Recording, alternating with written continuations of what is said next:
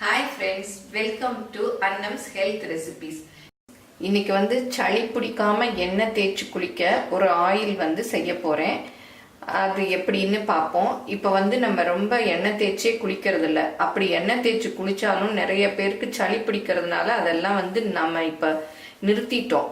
இப்போ அந்த எண்ணெயவே சளி பிடிக்காம நம்ம எப்படி தேய்ச்சி குளிக்கலாம் அப்படிங்கிறதுக்காக இப்போ ஒரு எண்ணெய் காய்ச்ச போறேன். அது எப்படின்னு இப்போ பாப்போம். இந்த எண்ணெய் காய்ச்ச என்னென்ன பொருள் தேவைன்னு பார்க்கலாம். 2 பல்லு பூண்டு தட்டி வச்சிருக்கேன், ஒரு சின்ன பீஸ் இஞ்சி தட்டி வச்சிருக்கேன், 1 டீஸ்பூன் சீரகம், 1/4 டீஸ்பூன் புழுங்கல் அரிசி, இந்த மிளகாய் 1. இது வேணும்னா போட்டுக்கலாம், இல்லாட்டா கூட அவாய்ட் பண்ணிட்டு இந்த 4 மாத்திரம் போட்டு காய்ச்சுங்க. எண்ணெய் 100 ml நல்லெண்ணெய். இப்போ எப்படி செய்யலான்னு பார்ப்போம். இப்போ ஒரு வானொலி வச்சு அதில் நம்ம இந்த நல்லெண்ணெய் எல்லாம் ஊற்றிக்கணும்.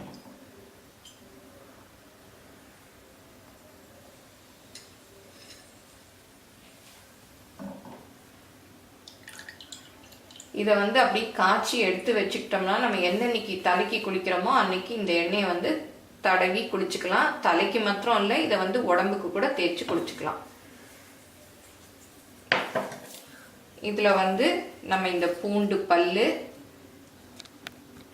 இஞ்சி, சீரகம், அரிசி, இந்த மிளகாயும் அப்படி போட்டுறணும். போட்டு கொஞ்ச நேரம் கொஞ்சம் நம்ம தாளிக்கிறோம் இல்லையா, அந்த மாதிரி தாளிச்சுட்டு கருகெல்லாம் விட வேணாம், கொஞ்ச நேரம் இருந்தா போதும்.